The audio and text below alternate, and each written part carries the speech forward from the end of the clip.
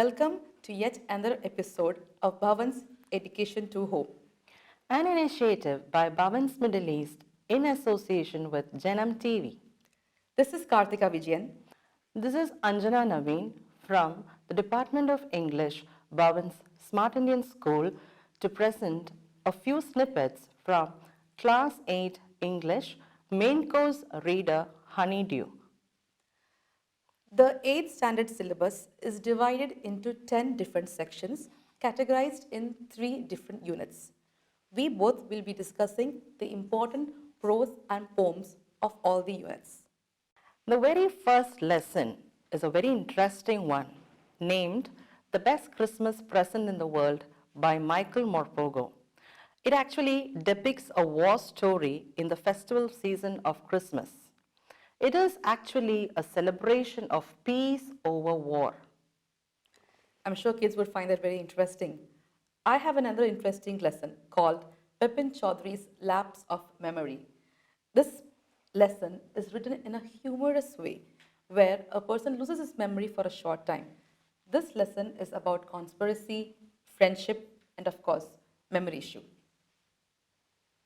A very relevant poem is The Ant and the Cricket, an Aesop fable written in a poetic form. Do you know, ma'am, children are really going to enjoy the poem because it talks about a very important theme. Hard work can take you to the sky. Now, coming to another poem which is called The Last Bargain. This is written by Rabindranath Tagore, and here he discusses that beauty, power, and wealth cannot buy happiness. It is all about feeling free. The next lesson we see is Tsunami. The entire lesson, as you can see, is divided into 3 parts. Each part has got small stories that teach children about courage, determination, and the struggle to survive.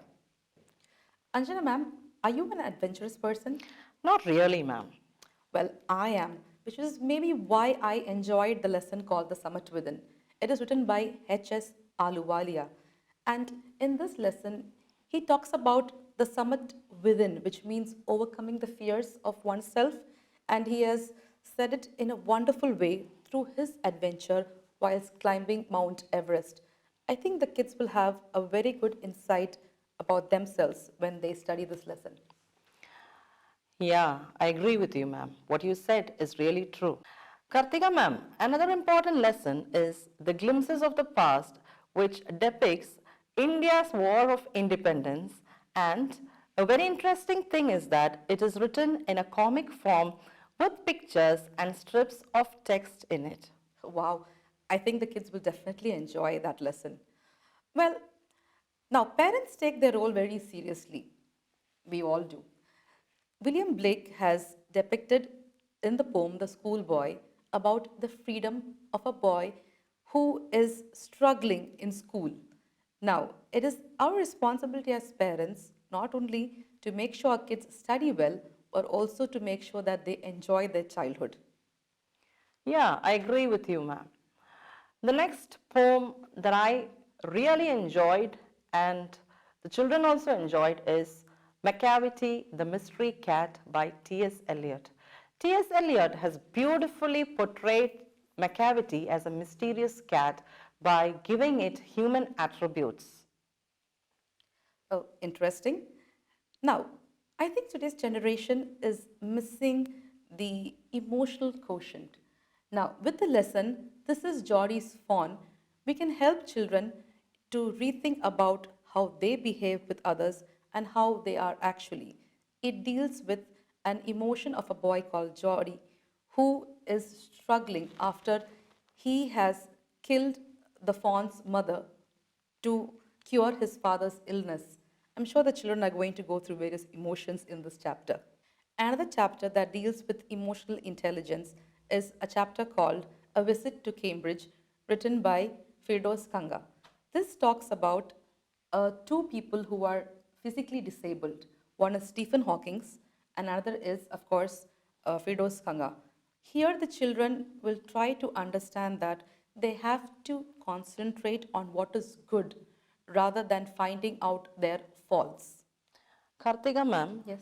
another lesson which children find it difficult to comprehend is the poem by Thomas Hardy, When I Set Out for Linus.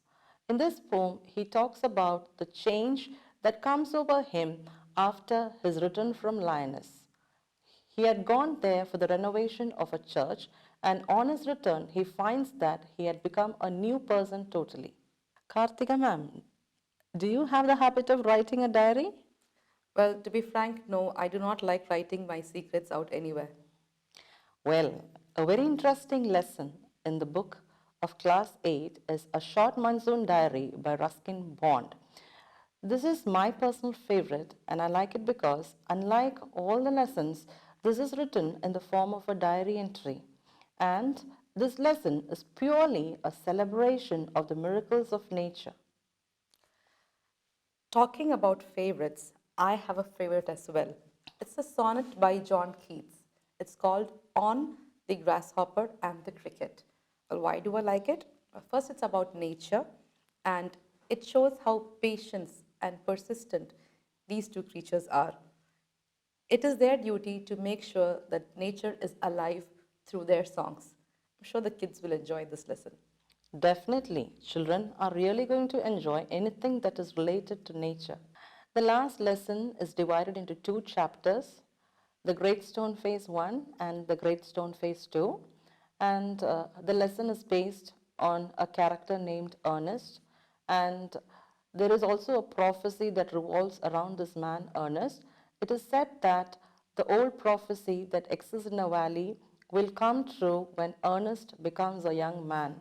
And it does become true, and Ernest is a symbol of humility. Well, I think we have mentioned all the important lessons and poems. And I think NCRT has chosen well because all the lessons that we have discussed today, including the poems, it enhances the thinking skills of the students. And it is suitable for learners of all kind, whether it is related to emotion, whether it is related to adventure, whether it is related to personal thoughts. Everything has been included in this book. With this, we come to the end of today's enriching session. Thank you. Thank you.